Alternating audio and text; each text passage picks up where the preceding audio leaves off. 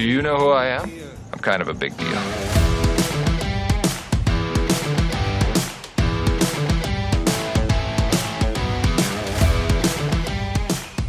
Hello, everyone. Welcome inside. It is another edition of the Bmore Baseball Podcast. I'm Jerry Coleman. He's the Orioles Hall of Famer, the 14-year MLB veteran. It's Mike Bordick. We're producing brand new content every day on our X page, our Facebook page, our Instagram page. No, we're not on TikTok, but we are on YouTube, and you can find us all in the same spot at Bmore Sports Pod. That's Bmore Sports Pod. When you subscribe and show us evidence of subscription to YouTube, you qualify for a $50 gift card from Lido Pizza. That's free food from Lido Pizza when you subscribe at Bmore Sports Pod and show us the evidence. All right, episode 28, Bordy. We're going to be joined by the former Orioles manager, Buck Showalter himself. We've got a lot to get to with Buck, from the current state of the Orioles to why he thinks the Savannah Bananas work very well. We'll also talk about the Orioles' new six-man rotation, the return of Kyle Bradish, and Dr. Michael Jacobs will stop by and tell us about how teams evaluate a draft pick that may have an injury history. But let's bring in our featured guest. He is sponsored by Pappas Seafood. From crab cakes to seafood classics, they'll deliver straight to your door. 4 locations in the Baltimore area, plus nationwide shipping.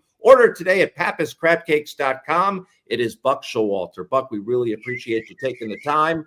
We know you were in Maryland for a while, but those crab cakes from Pappas, they'll ship to Texas. Now, we saw you recently out at Oriole Park at Camden Yards for the Hall of Fame weekend. Was that your first trip back in some time? And you had to appreciate the reception you got, Buck. Well, I was there with the Mets, and we played, but I got to tell you, it was really cool watching my wife interact and family. You don't realize how much it means to them. It was emotional for everybody, but she knew all the ushers, every parking attendant, every assistant to assistant, people she interacted with every day, and she's such a people person. And my son, and it was great, getting to see Jim Johnson and Tommy Hunter and Nick Markakis, of course, Adam. Xavier Avery was there, Bordy. LJ Rose was there. Chris Davis. We sat around. I don't know if we even watched the game. We talked a lot. A lot of the PR people were there that were there when we were there. It made me kind of understand how many people aren't there anymore. But but it was fun talking about things and listening to guys. Bud Norris was there.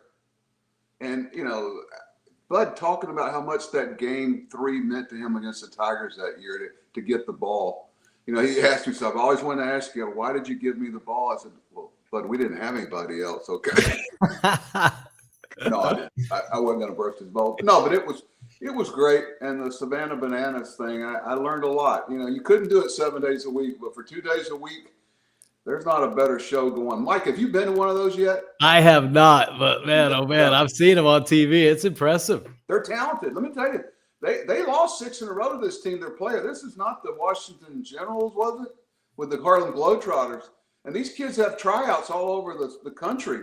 Yeah. They're looking for talented kids, but they're also looking for good people. They don't have any trash in that locker room. They have a 2.5 hour window there. Well, it's really longer than that, but they get after it and they treat people well. They're an impressive group. I get now why they put 90,000 people in Camden Yards over 2 nights. Yeah. But it won't translate to Major League Baseball if baseball wants to go that route. I know there's been a lot of talk about that. I mean, the Harlem Globetrotters wouldn't work at the NBA level. No, because the referees, but it's not like this is just a complete pantomime skit. They don't take themselves too seriously. The people that work there, let me give you an example. The next morning, and believe me, Adam Jones and my grandson and my son had to talk me into doing it. The next morning, I get a tape, a video from the owner, the guy in full yellow tuxedo from Camden Yards at 9 o'clock the next morning, preparing for the next act, thanking me for coming out for a half an inning. And I texted him back. I said, this is why you're successful. You do all those little things, and they invade a city, and they saturate the city for 2 days. It's impressive. Yeah, it's a beautiful barnstorming event, no doubt about it. But I think, Buck, you kind of nailed it on the head right there. And this kind of takes me back in time, because when I first was introduced to you many years ago and got to be a small part of that run you went on with those great players you just mentioned, 3 postseasons. but I got to hit ground balls and throw BP, and I just had a blast. But you talked about the detail that the Savannah Bananas had to put on a show like that every night and how they really had to be kind of on things. Well, that's what I thought separated you the most. Your detail, paying attention to just every little part of the game. And I think that's what made the Orioles so special. But I guess my question is, you had to have special players to actually enact that. Who are the guys you went to when you first came to Baltimore? Well, you had to get the right ones, Mike. First of all, let me backtrack there. First of all, you allowed us to use you. I mean, why anybody would not use Mike Bordick to help instruct players? You know, I'm gonna tell this about Mike. You know, I didn't think I ever find another guy that kind of played like Mike. I mean, think about following Cal Ripken. Okay, think about that, everybody out there. But he was so crazy. You're right. Yeah, so fundamentally sound. I used to love to watch him play from the third base coaching box and from the dugout, just because there was such an efficiency to his game. And JJ reminded me of Mike. And we could send Mike down to Bowie, to Frederick, to Aberdeen, to Norfolk. Well, it didn't matter. And we knew that he could make an evaluation of a player of what it took to play in the big leagues more than just an analytical look. You know, he knew them, their makeup. He knew what it took. And anybody that wouldn't use Mike Bordick to help player development or help your organization needs to have their brain examined. Well, I hope that was easy. Think about this, Jerry. I had B.J. Sherhoff. I had Bordy. I had Brady Anderson. I'm sure I'm going to miss some. Bordy, help me. Chris Willis. Alan Mills was around back then. Alan Mills. And we ended up putting him on the staff. And Bordy was so valuable in what he did. He was like a freelancer. He was like a maverick. Hey, Bordy, go here. Brady, go here. You know, hey, Brady had an apartment in AAA. He would go down there and sit on a guy. You know, our ability to evaluate whether Machado and Scope and all these guys, Michael Gibbons, were ready. We were talking to Mike about that. You know, he was down there. He was our boots on the ground, we called him. And he didn't have any agenda other than he wanted the Orioles to be good. You know, it's a pure heart. We look for people with pure hearts, Mike, to get back to your question. And there were certain things in Baltimore. We couldn't match the Yankees payroll, and at that time, Boston, whatever, but we could do other things better than them. We could outwork them. We could out-develop them. We could out-make up them. We could just people skills. But we had to find people like, I was telling somebody the other day, they were talking about the 14 club. Do you realize that Manny Machado didn't play? We had a guy named Ryan Flaherty playing third base in the playoffs. Chris Davis didn't play. We had a guy named Steve Pierce playing first base. Yeah. Matt Wieters didn't play. He was hurt too. We had a guy named Nick Hundley catching. Okay, we had guys like Nate McLeod. And there was a certain makeup that you look for, like Mike Bordick. You know, that's why we could run guys like BJ and Mike and Brady down there, because they knew that what we were looking for. Okay, I'm done preaching, but I could talk about – people don't get that. We had Mike Jacobs. Let me tell you about Mike. Mike and I had a conversation early, and I said, Mike, you're going to have a very important role here. And, you know, if you sit on the fence, we're screwed, and we'll find somebody else. I need black and white, yes or no. And what Mike did real well was he brought in the makeup. He'd say, hey, this guy should be out 5 days, but knowing him, he'll be out 2 weeks. So go get somebody. Or this guy, you probably normally would IL him, but he's going to be back in 5 days. He understood how it worked. He understood the medical risks that we couldn't go spend on a free agent pitcher and him not be able to pitch. I mean, Mike was, you know, he wanted the Orioles to win, but he never let that get in the way of making good decisions for us. And the thing that Mike and I got along well with was he was blunt. I like blunt guys, Bordy. They go, here it is, black and white. Yes, no, not a maybe to it. Yeah, I tell guys, I said, listen, if you're right, I mean, if you're wrong all the time, we're going to get rid of you anyway. But if you sit on the fence, you're not going to last a week. It's like the replay guy. Mike, you know, you call up there for a replay and they go, oh, that's a tough one there, Buck. Well, no kidding, it's a tough one. Well, Dr. Michael Jacobs will be along a little later. Okay. All right. But that was part of the team. You know, we had people that were accountable that wanted the Orioles. So, you know, going out to the Savannah Banana game and watching the motion of the fans, you know, we got rid of all those sayings. We just put up there, play better. Just play better. People that work 9 to 5 days a week and are up late watching on the West Coast, they don't want to hear about your injuries. Everybody's got them. As soon as I turn something on, somebody's talking about their injuries or the pitching injuries, whatever, you lose me at hello. You sure what about your what ifs? Who's going to play third if Machado can't play it? The rest of the league doesn't stop and say, hey, we'll let you catch up. Okay, I'm done, Bordy. I've had too much time. More of the Bmore Baseball Podcast coming right up. At Pappas Restaurants, we've been serving up Maryland's best crab cakes for over 5 decades, and now we make it easier than ever to get your favorites. With 4 restaurants and sports bar locations across Harford County, Baltimore County, and Anne Arundel County, you can stop in for fresh seafood, ice-cold drinks, and wall-to-wall TVs. But if you can't make it in, don't worry. We'll bring Pappas to you. Our new state-of-the-art shipping and commissary location on Bel Air Road in Nottingham means you can pick up fresh-made meals or have our famous crab cakes and seafood shipped anywhere in the country. Dine in, pick up, or ship nationwide. However you Pappas, we've got you covered. Order now at pappascrabcakes.com. Shop Maryland's largest adult use and medical cannabis menu located at 1114 Cathedral Street in Baltimore, with medical delivery available throughout Maryland 7 days a week, only at Relief Shop. Hello, my name is Reese Friedman, and I'm the daughter of Stephen L. Friedman and Rachel Friedman. Hi, I'm Reese Friedman, a little bit older from the last time you saw me, but still the daughter of Stephen and Rachel Friedman and the granddaughter of Michael Friedman. Now, I'm here to tell you that the law offices of Michael Friedman are still the experts in the field of personal injury accident law. So if you or a loved one have been seriously injured in a motor vehicle accident, I do not want you to hesitate. Call us at 410-363-6848 or email us directly from our website, maflaw.com, for a free consultation.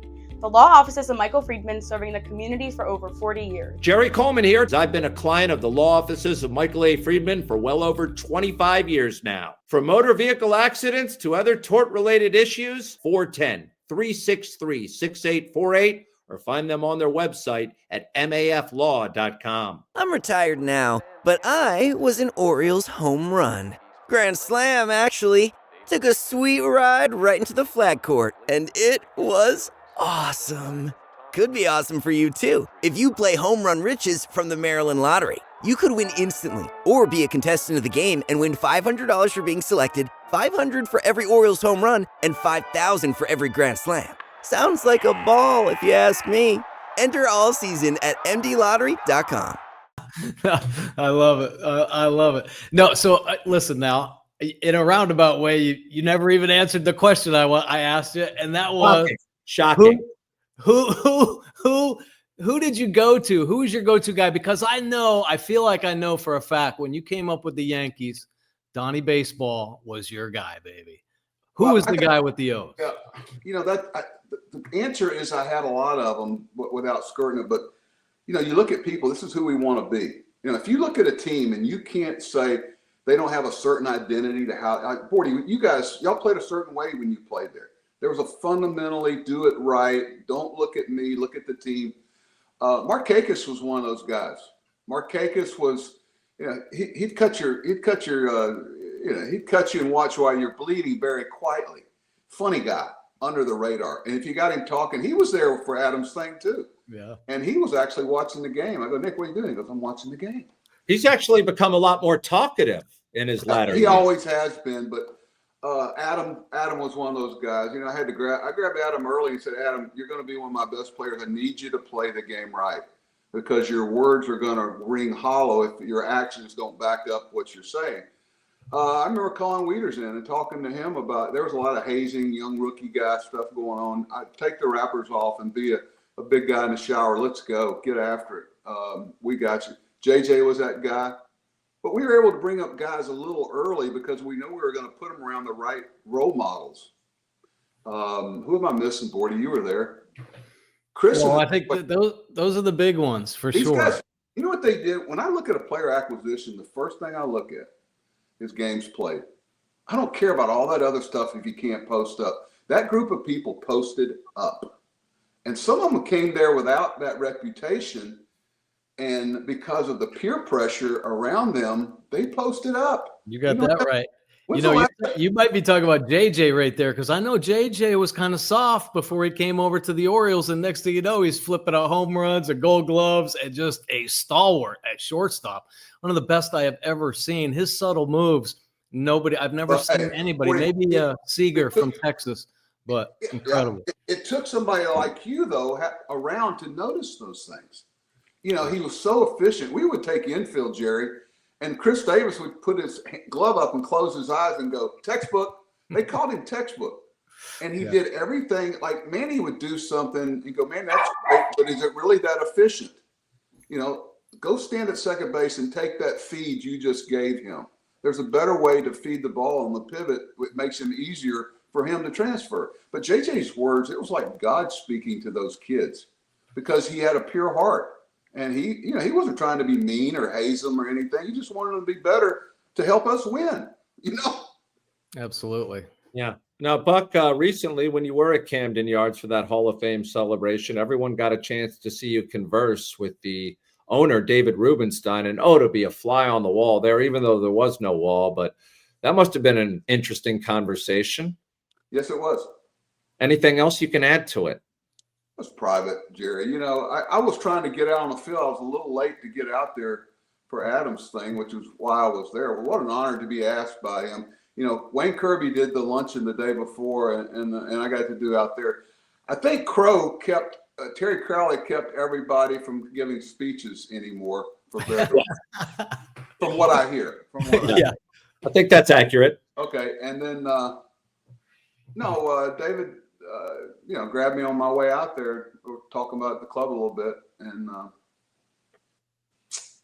what I saw and everything. You know, he gets told a lot of things, I'm sure, behind the scenes, but you know, the only thing I'll tell you, you know, I told him everybody's got injuries. It's part of it. It's nobody wants to hear about it, especially in a great working class town like blue collar like Baltimore. Just, you know, play better. You know, believe me, the Yankees are laughing while you got injuries because they got them too. But you know, some people do the what ifs with their minor league system. Some of them do them with free agents. I mean, we chose to do them with our minor league system. And that's why it was so important to have guys like Bordick and all those guys that could go down there. Scott McGregor. I mean, we had great guys with great eyes and boots on the ground. Yeah, I think it's really interesting this year when the Orioles started losing players and they started tapping into their organizational depth. It just didn't show up. Guys didn't know where to throw the ball. Guys didn't know how to run the bases. It was terrible. So that kind of play, okay, go ahead and draft all your number ones and let them come to the big leagues, but you better be developing guys and maybe develop one of those diamonds in the rough, if you will, that can kind of work their way through the system if they know where to throw the ball. I mean, my goodness, they got overexposed this year for, I think, lack of player development. Yeah, we used to call it a gut guy in the scout meetings and in the player development. At the end of it, we go, who's your gut guy? Who you got a feeling on? He might have been a 20th round. You know, you want to see a draft, look 5 through 20. Don't look 1 through 4. 5 through 20 tells you what type of scouting you're doing. I mean, those guys, the frontline guys jump out at you. You know, I like those scouts that get off the interstate, so to speak. Right. You know, they're there. You got to have contacts. Terry Ryan, the great GM of Minnesota, told me a long time ago, he said the best drafts he made, Bordy, were his gut guys from scouts who had been in that area for 10 or 12 years because he knew the family. He'd known the kids since he was in the 6th or 7th grade, and he knew the makeup. And he said, hey, I got a gut guy here over at Duluth High School. You know, you can get him in the 16th round. He said, I always tried to figure out a way to get their gut guys if I could. Right. Steve Pierce. Unbelievable. Steve Pierce, perfect, right? Perfect guy. But, you know, Nate, you know, no one having the contacts and making those phone calls. I used to call clubhouse guys. I would call parking attendants. I would call their homeroom teacher. I would call their guidance counselor, you know, to paint a picture about these guys and know what Nate McLeod was made of. Right. You know, you want to get great information, find a coach that got fired the previous year that had the player. They'll sing like a canary. It's great information. And, you know, that's why we were not surprised much when we got a player, because you do your homework on what you're getting, and we knew what we were trying to get. And, you know, I was impressed with Mr. Rubenstein. We'll see what direction they head. I do know they need to start drafting some pitchers now and then. But and speaking of the pitching, it seems like not around baseball, but at least with the Orioles recently, and we're going to talk about this later, the starters are going a lot longer. I don't know if it has to do with the disruption or the fact that the bullpen has been depleted, but it seems like these guys have a longer leash, which really, again, is not the trend around MLB. But yeah, I'd like to see them go back to 11 pitchers. You can't have more than 11. We used to break camp with 9 or 10. And then it went to 11, then went to 12. Now it's at 13, 14 with expansion. And kind of force guys to, I've talked to some guys a lot through the years. I love picking pitching coaches' brains, but I'd like to see them force the general manager and the manager to manage their bullpen. When you've got 6 guys down there, it's a whole different gig. I mean, you think about, we were talking about Tommy Hunter and Zach Britton and O'Day and Brad Brock, Michael Gibbons, Mattis. Those guys, they were there almost the whole year for 3 or 4 years. Why? Why? Examine why that there was a certain, Dom Cheedy, our bullpen coach, used to say the phone would ring and we would answer it out of courtesy because we knew the situation and who it was called for and who was going to be up by their days off and who was going to be asked to do what. And most important guy maybe on that club in the bullpen, Bordy, was TJ McFarland. People don't realize, when was the last time you heard somebody described as a long reliever? Rule 5 or 2. Yeah, and if you don't, Flaherty's a Rule 5. That's what that. I think he's still pitching, Buck. Yeah, yeah. He's still pitching. But this guy, he saved our biscuits so many times. Oh yeah. Yeah. You walk in there, hey, so-and-so just blew a shoe. Okay, let me grab my glove and wipe the mustard off my mouth, and I'll be out there in the bullpen. And he would come in and save our bullpen for the next 2 or 3 days. And one of the keys is you don't send those guys out after they do the job they're there to do. You keep them. And believe me, the rest of the bullpen guys are going to pick up the slack for him. But every staff I ever had, you had a guy like TJ McFarland. If you didn't have him, man, you had a problem. Yeah. You talk about the wanting pitchers to go a little bit deeper, Buck, but this is kind of taking a different road. They talk about, expanding the league and then of course realignment being talked about. If they ever do realign, they're definitely going to have to expand. Are there going to be enough pitchers left to actually expand in Major League Baseball? Well, you may have to go to 7-inning games. Oh, geez. But I've looked at it because years ago I did a thing at ESPN on when they were expanding and how you would do it. And I was big on regional divisions. Instead of 8 4-team divisions, I like 4 8-team divisions. If you look at it and you put them, and let's say Nashville and Salt Lake City end up with a team, so they look like the leading candidates right now. Geographically, it's pretty easy to do, and it really sets up well. I think too many teams are in the playoffs. The money people don't want to hear that. I think the regular season should mean more. But, they're going to have to get over the National League, American League, and have an Eastern and Western Conference. What happened in the NFL and AFL? What happened in the NBA, ABA? What happened in hockey? What happened in – sooner or later, but really and truly, they need to decrease the number of games. But that's not going to happen because of, money in television. Yeah. Yeah. And, good luck trying to find out what channel your team's on that night. My wife gave up with the Mets. She says, I can't find your game. And she was in Long Island, Yeah.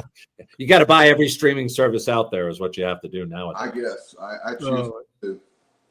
Yeah, I don't blame you. Hey, Buck, I don't know if there's a debate out there. Maybe there is in your mind. Who is the top overall player right now in Major League Baseball? To me, there is one answer.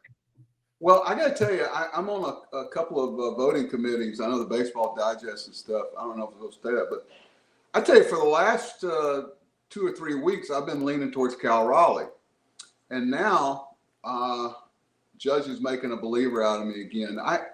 The ability to catch and do those things, and I think the people in Seattle get a rough shake because of you're like on the end of the earth out there, and people don't get. Their closer for me is number 2 probably in the reliever thing, but people just don't take note of him. But he's got to get a lot of love for doing it and catching too. Would Aaron Judge have done what he's doing if he was catching? Oh, no way. And he's done it. He's done it in less games than the rest of these guys. I mean, what are your thoughts? What are y'all's thoughts? Well, you were talking MVP. I was just talking about the overall best player in the game right now, and the name I didn't hear was Shohei Ohtani. Well, he gets a lot of love for the pitching, and he should. He should. And the DA, if he was playing right field or first base when he wasn't pitching, I might look at it a little differently. And once again, he's out there on the West Coast. I don't watch Dodger games. too late at night for an old guy. And I don't watch. I've been really bearing down on Cal Raleigh, trying to be fair with him.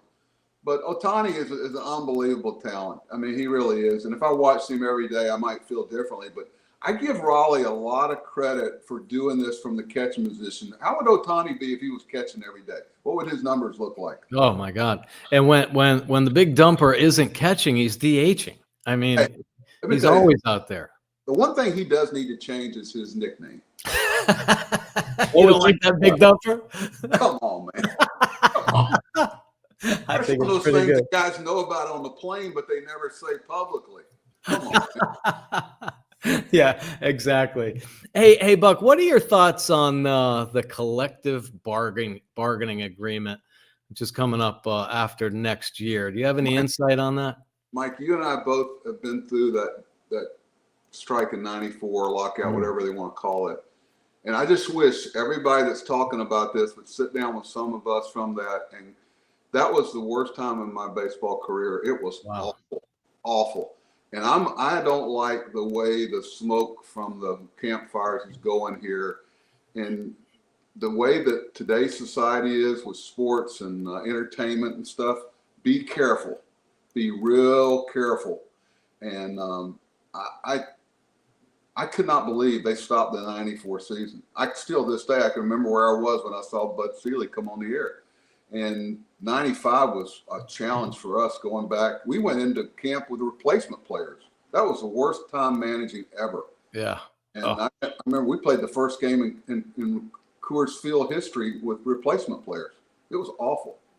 So I just caution everybody. I don't like what I'm hearing. I think there's really people position themselves. If you look at a lot of the stuff, people have been positioning themselves.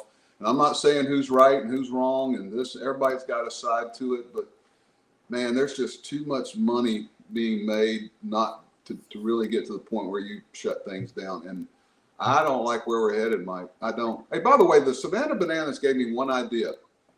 Why do we charge for spring training games? You know, they really, in a lot of places, have the ticket encompasses your parking, your food, everything. It's one-stop shopping. Why don't we sell like 200 seats behind home plate? The rest of it's free. Why are we charging for practice games that guys play 3 or 4 innings in? Money in television. It all goes back to that. Are we making that much money? Go ahead and televise it. They're televising it, and they want people to show up and see these games. I think they would come in, especially more if it were free or discounted for sure. And you know, going back to what you were saying about 1994, what a disaster that was. And the sport is not as healthy as it was in 1994 right now, in my opinion, with so much other competition out there. They would be self-destroying themselves if they choose to go down that path once again. I hate to even think about it. You know, the things that happened as a result of that. And I know in the playoffs in '95 and with Seattle, I think that helped kind of get the whole thing going again. But there was a long, long period of time where people was just ticked off. And the one thing that brought it back was Cal Ripken, you know, and we're about to celebrate 30 years of that. Yeah, thank God for Peter Angelo, sir. That may not have happened. You know, he stood up about the replacement players. I tell you, you want to go to something that's awful, go to replacement player camp. It was awful. We had guys, Steinbrenner had said that my people say that we're not going to do it, so don't worry about the players. So we got all these outlaws and people off the street. It was awful. Man, it was when I would release a player, I had a Frank Howard, a fungo, and a switchblade underneath my papers. No kidding. It was tough. Frank Howard. Frank was the enforcer, 6'7". What a man. I love it. I love it. Hey, Buck, I got a quick question here. I don't know why this just popped into my head, but you, of course, are a great baseball player in your own right. And do you still have records in Cape Cod? Sporty, we all do. At some point, we were the best ever. I tell people we all reach a level. You never did. The first time you saw something that you went, uh-oh. Mine was AAA. First time I saw pitching, I went, Yeah, I played up in the Cape. I played there. The first year Hyannis had a team. And I got a telegram, one of my real keepsakes. I got upstairs, a telegram from Thurman Munson, because I broke his record for batting average in a season. And Thurman, this old curmudgeon, I told his wife Diana about it years later. She says, that's the side of Thurman people didn't get. He sent me a telegram and congratulating me for breaking his record. Not that it still stands, but it still stands, Mike. That was with a wood bat too. But what's the number? The batting? It was over 400, right? It was 434, I think. Something Dang. Like that. Oh But my God. it was fun. I was right before I went to Mississippi State, and that was the first time I got up there. They opened up those colleges, and I went, "Oh my God, there's another world out here." I was like, "Ooh wee." I wasn't ready. That place was moving too fast for me, so I got to concentrate on baseball. I was a short order cook up there back when you had to have a summer job. I cooked breakfast every morning from 6 to 10 at the Hyannis newsstand. Nice. Yeah, I had a job up there too. Where were you at? I was in Yarmouth Dennis. The Red Sox. The Red Sox, yeah. Straight center field, about 350. Yeah. I hit a home run there. That was a fly ball to center field. What was your summer job? I worked for a housing authority, mowing lawns and painting apartments and things like that. But I got out of the Cape. So I was only in Cape Cod for 2 weeks. I was hitting like 180. Me and Craig Biggio were scuffling. Yeah. And I had a good weekend, Buck. And JP Ricciardi was over on the fence, man. He was a regional scout for the A's back then. He whistles at me and says, "Hey, Mike, you want to sign with the A's?" I said, "Yeah, let's get the heck out of here, man. I'm only hitting 190. I knew I wasn't catching you, Buck. There's something about guys from Maine. I'm really, I have this geographical bias. I'm going to tell you, because I spent a lot of time growing up, in Oneonta and Florida State League, and I'd look at players' bios a lot. And so I knew it meant a lot to them that I knew that their high school colors and their nickname of their college, and and stretching, walking around and make them that 28th round guy feel like something. But guys from Maine, Ryan Flaherty, Brian Butterfield, Mike Bordick, I can rip them off. How about the basketball player? How about the basketball player? Cooper Flag? Cooper Flag, right? Are you kidding me? Yeah. So there's something about, there's exceptions, but for the most part, blue collar, not look at me, love competing.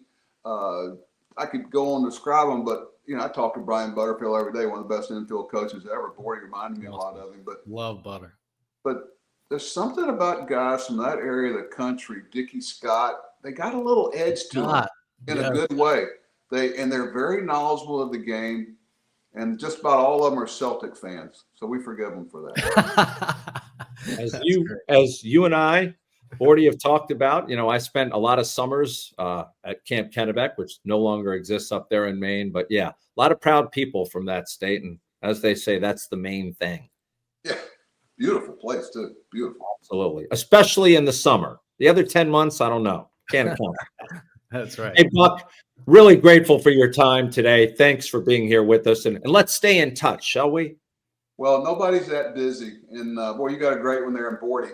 Why they're not taking use of his skill set in an organization, any organization, man, what a blessing he was to us. He was a big part of our success. He was a guy that I could count on. And I just want to properly thank him for it. He was, the true test of a man is what he does when nobody's looking. I never had to worry about what Bordy was doing behind the scenes. He was doing something that was productive for the Baltimore Orioles, and that says a lot. You guys take care. Good talking with you. All right, Buck. Thank you very much for the time. There he is, Buck Showalter, joining us here. More of the Bmore Baseball Podcast coming right up. It's saving season at Lido Pizza. 99-cent refreshing iced teas for spring and summer. Or $6 calzones every Tuesday. There are tons of new deals and rewards for everyone. Exclusively at LidoPizza.com or on the Lido Pizza app. Lido Pizza, a local legend since 1955. Proud partner of the Baltimore Orioles.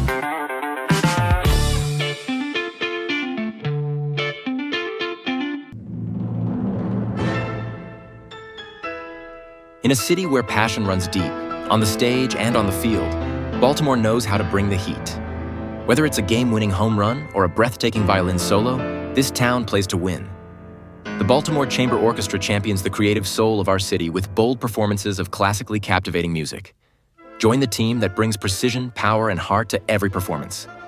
Learn more and get your season tickets now at thebco.org.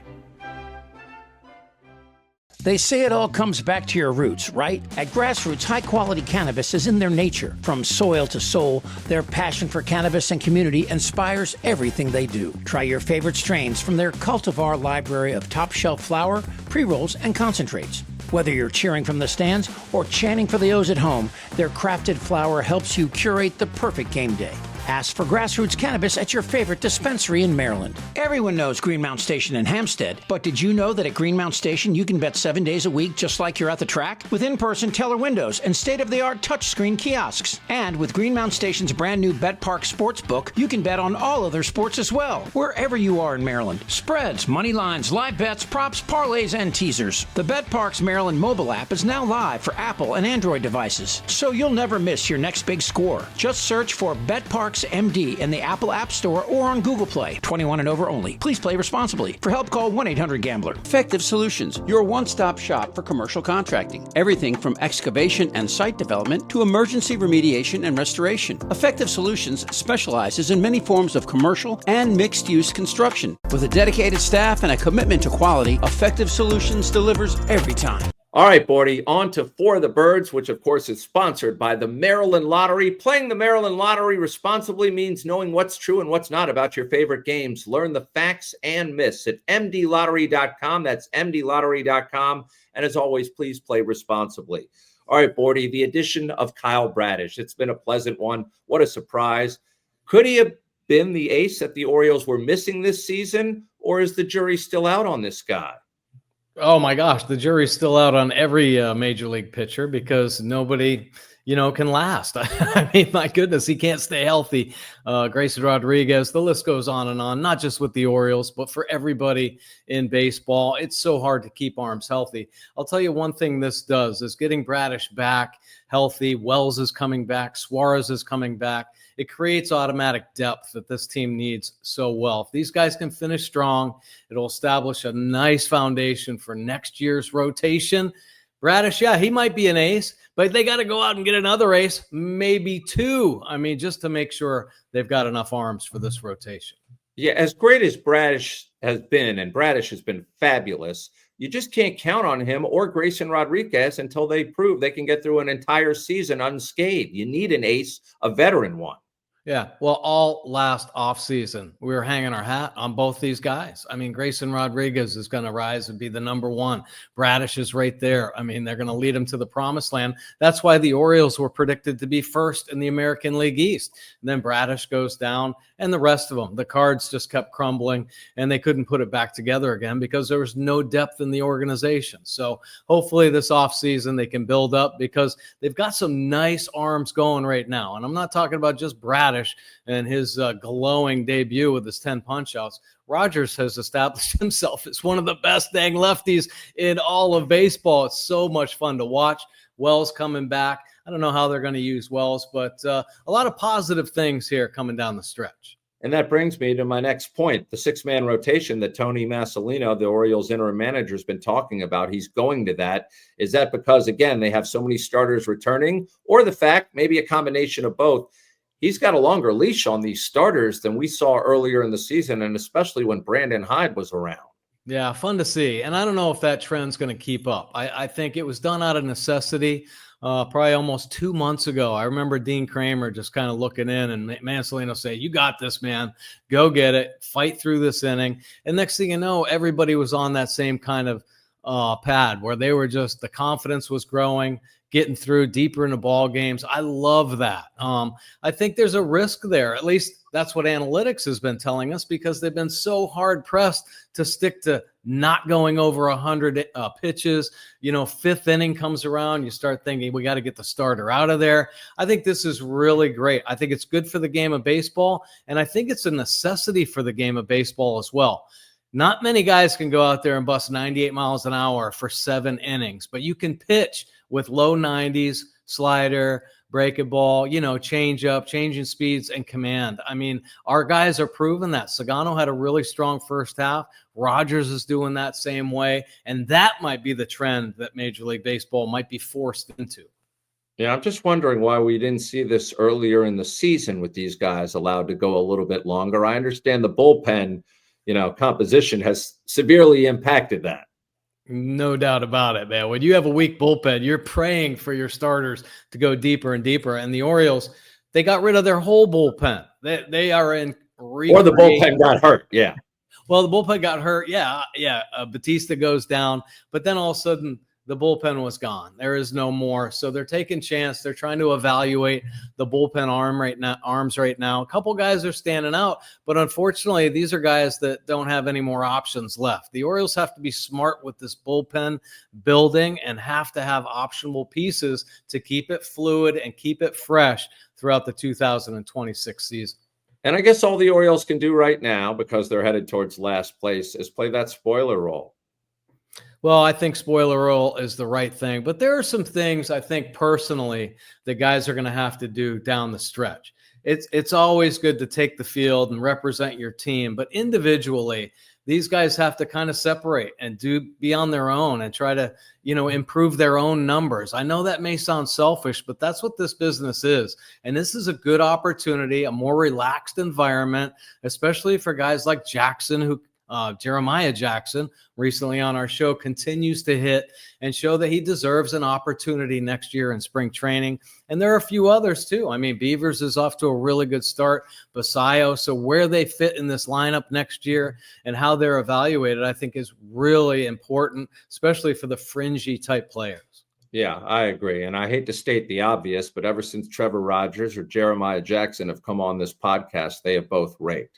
Just stating the obvious. All right, let's move beyond Baltimore. It's brought to you by Relief Shop, Baltimore's best adult use and medical cannabis dispensary, with 700 plus unique menu items and home delivery always available for medical patients only, courtesy of Relief Shop.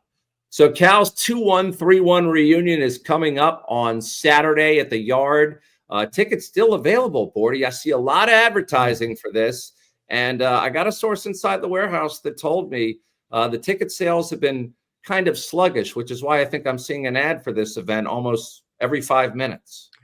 Well, it's unfortunate, and I hope it sells out as it should. I mean, 21-31, arguably one of the greatest, accomplishments in all sport.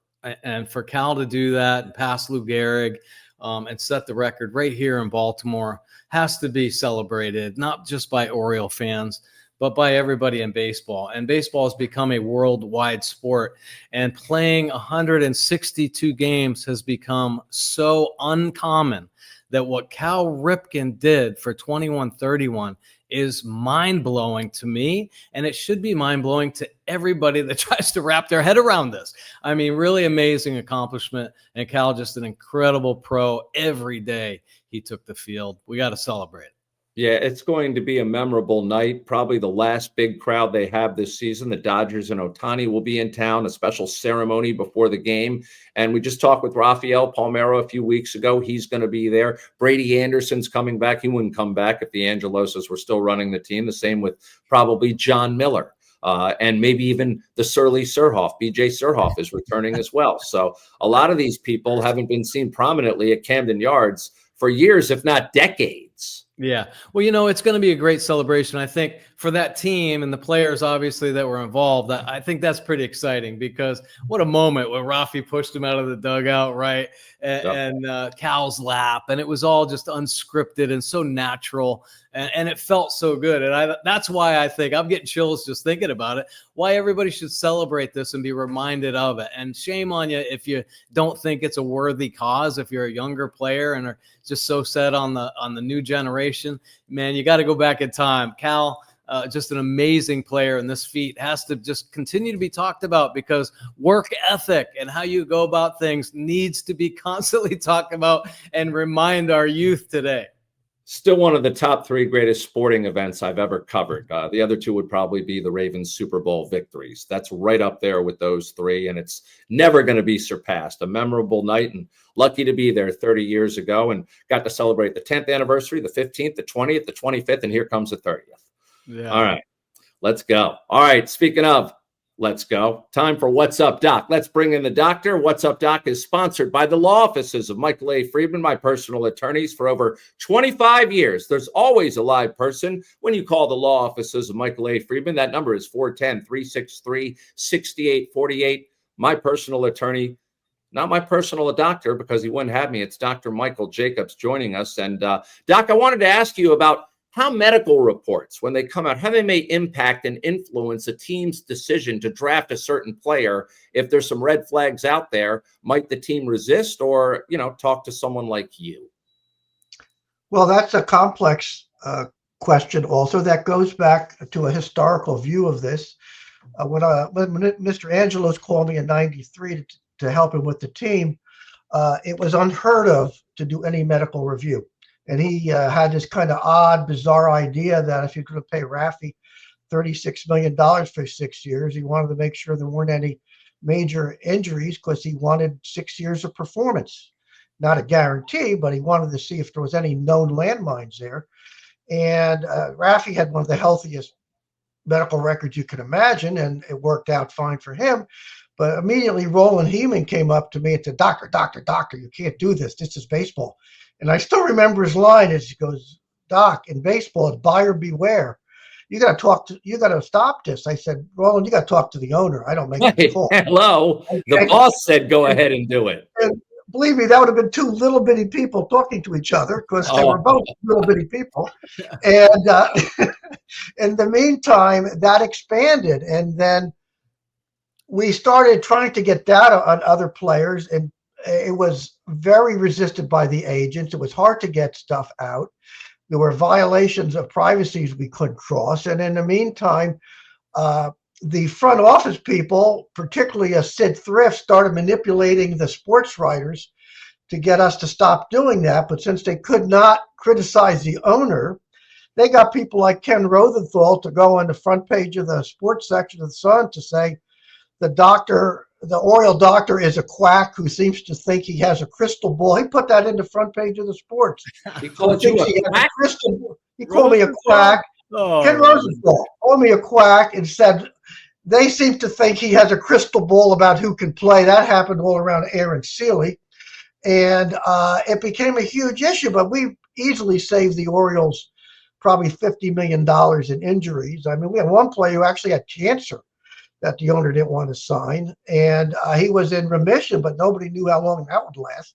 Wow. And so we became the treadstone for this happening. And then pretty soon, all of these front office people who hated the doctors and didn't want them there suddenly are praying to the doctors about how essential they are. And finally, about 5 years ago, we started having a combine like football has, where the top, I think it's 100 people come, and the pitchers are asked to do an MRI of their shoulders and their elbows. They can refuse, but they're asked to do that. Obviously, if they refuse, it's viewed as something they're trying to hide. And then we all meet once a year at the combine, and the players are there, and the teams divide the players up, and we examine them in groups, and then we present them about what our findings were. And all the teams have different points of view. And it's interesting because most of the teams have high quality, they all have high quality orthopedists, but they're sometimes low PR people, and they're all there. Some of the Doc Hollywoods don't show up because they send their partners. But it's proved to be a 180-degree turnaround. And we all have different opinions on them. And frequently, it's not just the medical things we find that are obviously essential. If the patient had or the player had Tommy John surgery last year, that speaks for itself. But you'll look at a player, and each team is different. I would see players who had huge hands and were really flexible, and I would see that as something the pitching people want to assess as a plus. Then you'd see some pitchers who are kind of stocky and stiff jointed, and that would add to the information base that the front office would use. And some of the teams use that information and some don't. But there's now a litany of stuff out there. And when Mr. Angelos was here, I think he went to an extreme of not wanting people who had even what I considered very treatable problems.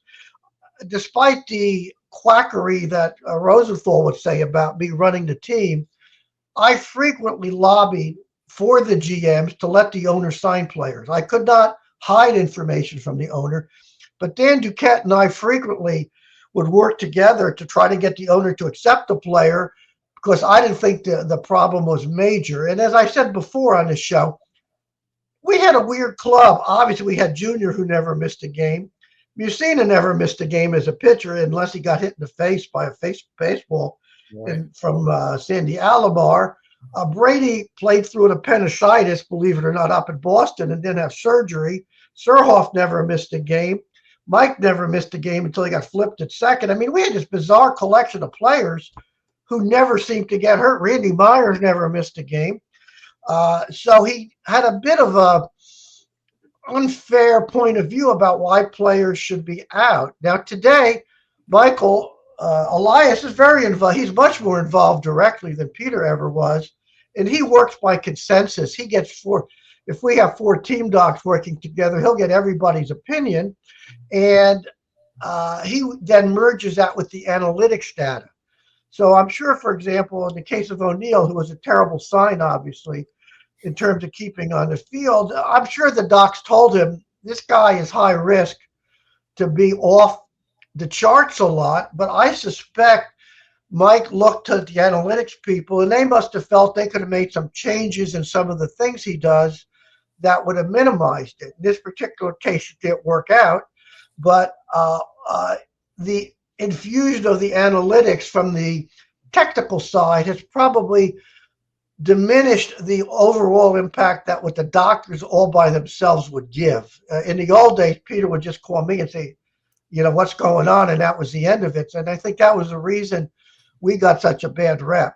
It is interesting, though, on the Seeley case, I didn't fail Seeley on his exam. He could pitch. I said he's fine.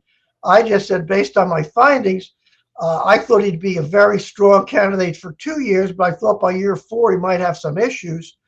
The club tried to reduce his contract to 3+1, and he was so infuriated he left. Yeah. Pat Gillett called me after we cut him free and said, "What do you think of this guy?" I said, "I think he's a great sign for 2 years." Pat gave him 2 years. He had 2 good years. And then as Ken Rosenthal actually wrote in one of his little blogs, he said, it's a funny thing about those Oriole docs. Seeley's arm did fall off after 2 years because he had 2 strong years and then he really quickly diminished. But that's a case of, the sports writers, if they can get it in with the GM, they have to have it in from somebody. And if they can get it in with the players, so sometimes the sports writers become, extension to the GMs to get what they want. In that particular case, they don't want to criticize the owner because he was making the call, so they criticized us, even though we did a pretty good job. The Xavier Hernandez case was one where we did view him as a player who couldn't play. It became an issue with the commissioner's office, but the fact is he never pitched again after we avoided that contract. He never pitched again.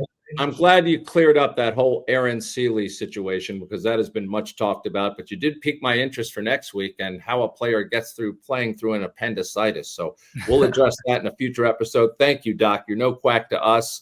Thanks to all our sponsors out there, including the law offices of Michael A. Friedman and Lido Pizza. We always appreciate their support. They say it all comes back to your roots, right? At Grassroots, high-quality cannabis is in their nature. From soil to soul, their passion for cannabis and community inspires everything they do. Try your favorite strains from their cultivar library of top-shelf flower, pre-rolls, and concentrates. Whether you're cheering from the stands or chanting for the O's at home, their crafted flower helps you curate the perfect game day.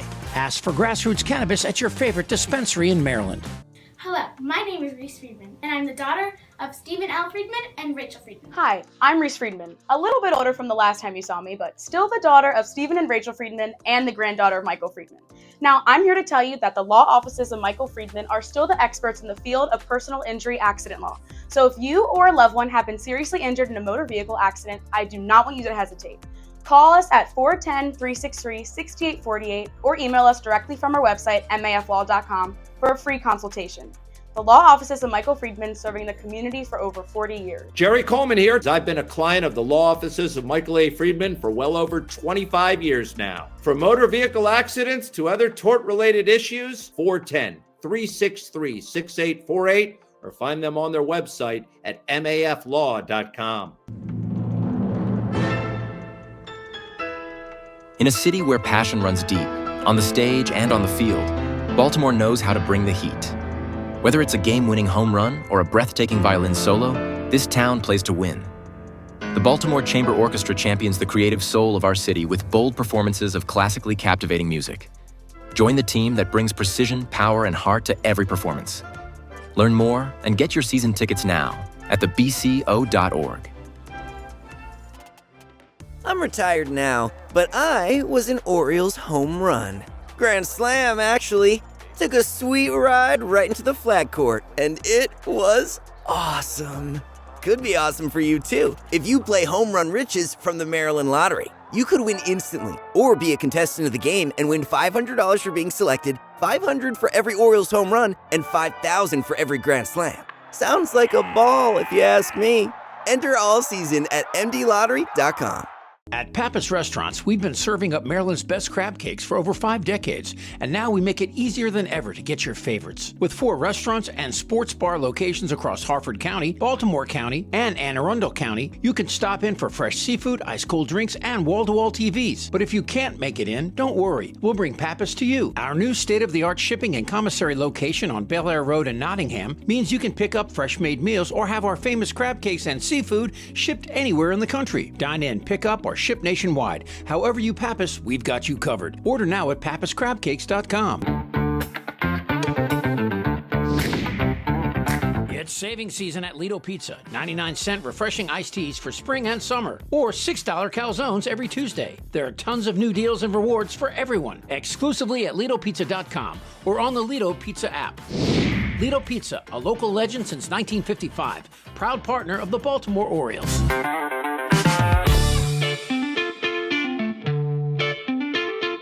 Everyone knows Greenmount Station in Hampstead, but did you know that at Greenmount Station you can bet 7 days a week just like you're at the track? With in-person teller windows and state-of-the-art touchscreen kiosks. And with Greenmount Station's brand new Bet Park Sportsbook, you can bet on all other sports as well, wherever you are in Maryland. Spreads, money lines, live bets, props, parlays, and teasers. The Bet Parks Maryland mobile app is now live for Apple and Android devices, so you'll never miss your next big score. Just search for Bet Parks MD in the Apple App Store or on Google Play. 21 and over only. Please play responsibly. For help, call 1-800-GAMBLER.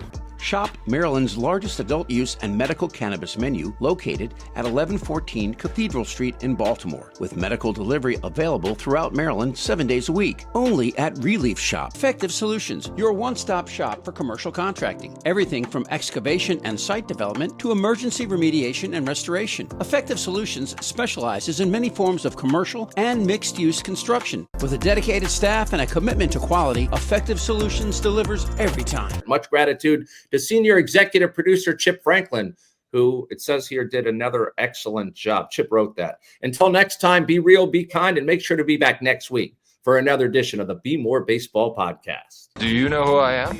I'm kind of a big deal.